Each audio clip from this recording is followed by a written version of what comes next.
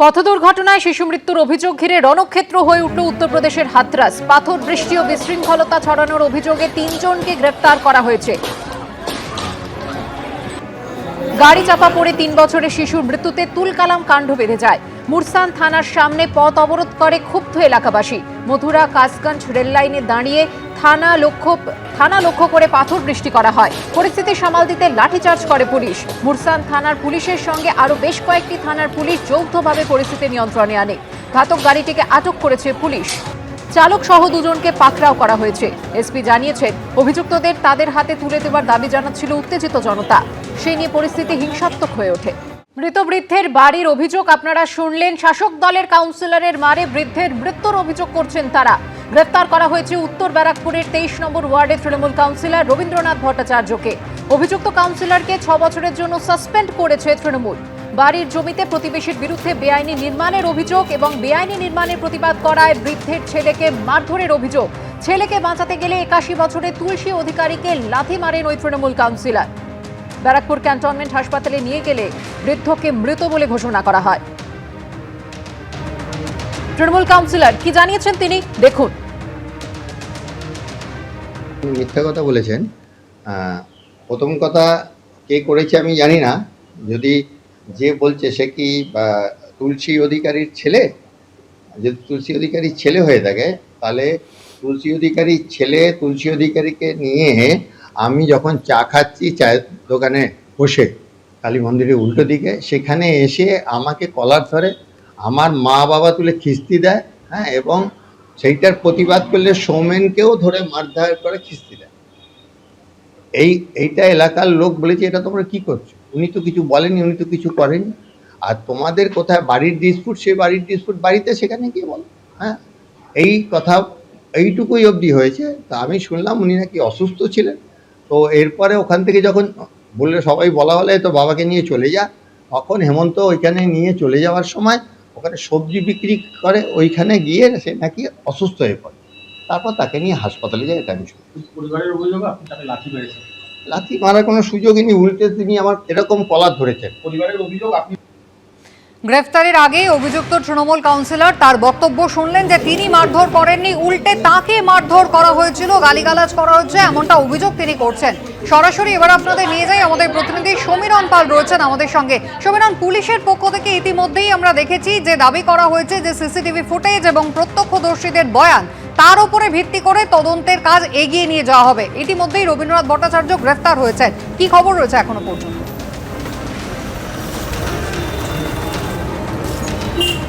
দেখো, রবীন্দ্রনাথ ভট্টাচার্যকে গ্রেপ্তার করা হয়েছে এবং রবীন্দ্রনাথ ভট্টাচার্য তাকে আজকে ব্যারাকপুর মহকুমা আদালতে পেশ করা হবে। এবং কিছুক্ষণ আগেও আমরা এই মুহূর্তে রয়েছি রবীন্দ্রনাথ ভট্টাচার্যের ঠিক বাড়ির সামনে। ক্যামেরাম্যান শুভঙ্কর লাহা তোমাকে বাড়ির ছবিটা দেখাচ্ছে। তো কিছুক্ষণ আগে তার ভাই জয়দেব ভট্টাচার্য জানিয়েছেন যে দীর্ঘদিন ধরে তৃণমূল করতেন, এবং সরাসরি জয়দেববাবুর কাছে জানার চেষ্টা করব, আপনার দাদা দীর্ঘদিন ধরে তৃণমূল করতেন, তাকে সাসপেন্ড করা হলো, কি বলবেন? আর এখন কিছু বলার নেই। আমরা এটা দল বুঝেছে, দলে যে ব্যাপার, এটা আমরা কিছু বলতে পারি কি কারণে? না, না, কিছুই না।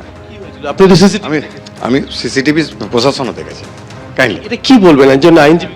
আমি এখন অর্থাৎ তারা মানতে চাইছেন না যে কেন রবীন্দ্রনাথ ভট্টাচার্যকে গ্রেপ্তার করা হয়েছে। তবে পরিবারের তরফ থেকে স্পষ্ট অভিযোগ করা হচ্ছে যে দীর্ঘদিন ধরে তৃণমূল করতেন রবীন্দ্রনাথ বাবু, এবং তাকে দলেরই একটা অংশ ফাঁসিয়ে দিয়েছে, অর্থাৎ চক্রান্ত করা হয়েছে তার বিরুদ্ধে। গতকাল যে ঘটনা ঘটেছে, কাউন্সিলর হিসেবে তিনি জানতে চেয়েছিলেন যে কি পরিস্থিতি এই বেআইনি নির্মাণ সম্পর্কে, তখনই তারা চড়াও হয় তাদের উপর, রবীন্দ্রনাথ ভট্টাচার্যের উপর। এমনই ব্যাখ্যা দিয়েছেন জয়দেববাবু। এবং তার পাশাপাশি এটাও বলা হচ্ছে যে এই রবীন্দ্রনাথ ভট্টাচার্য তাকে এই তুলসী অধিকারী, যাকে মারার অভিযোগ হয়েছে, সেই তুলসী অধিকারী কলার ধরেছেন, তিনি কলার ছাড়াবার চেষ্টা করেছেন, অর্থাৎ লাথি মারার অভিযোগ তিনি অস্বীকার করেছেন। কুসুমিতা, একেবারে সমীরণ, তুমি আমাদের সঙ্গে থাকো। ইতিমধ্যেই ডিসি সেন্ট্রাল তিনি ঠিক কি গতকাল জানিয়েছিলেন দেখাবার করা।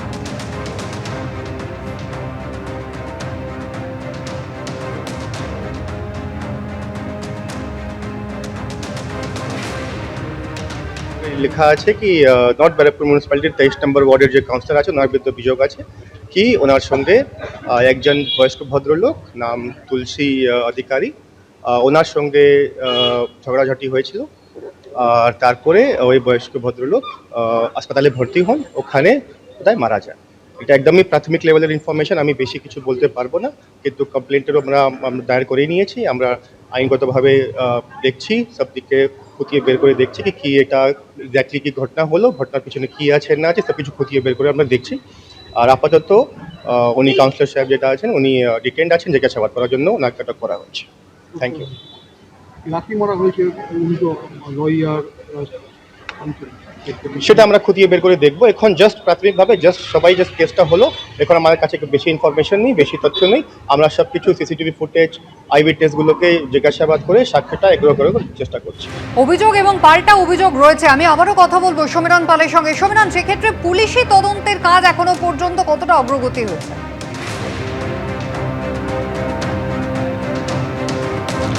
দেখো, তোমাকে সুস্মিতা বলি যে গতকাল বিকেল থেকে টানা জিজ্ঞাসাবাদ করা হয় রবীন্দ্রনাথ ভট্টাচার্যকে, এবং সন্ধ্যের সময় যখন তার কথাবার্তায় অসঙ্গতি ধরা পড়ে, অর্থাৎ এই ঘটনার সপক্ষে তিনি যে যুক্তি দিচ্ছিলেন যে তিনি চায়ের দোকানে বসেছিলেন, তিনি কোনো গালিগালাজ করেননি, উল্টে তুলসী অধিকারীর ছেলে তার ওপর চড়াও হয়েছিলেন এবং তাকে মারধর করেছেন, এবং শুধু তাই না তার সহযোগীকে মারধর করেছেন, এবং তারপরই তুলসী অধিকারী ছুটে আসেন, এসে তার কলার ধরেন।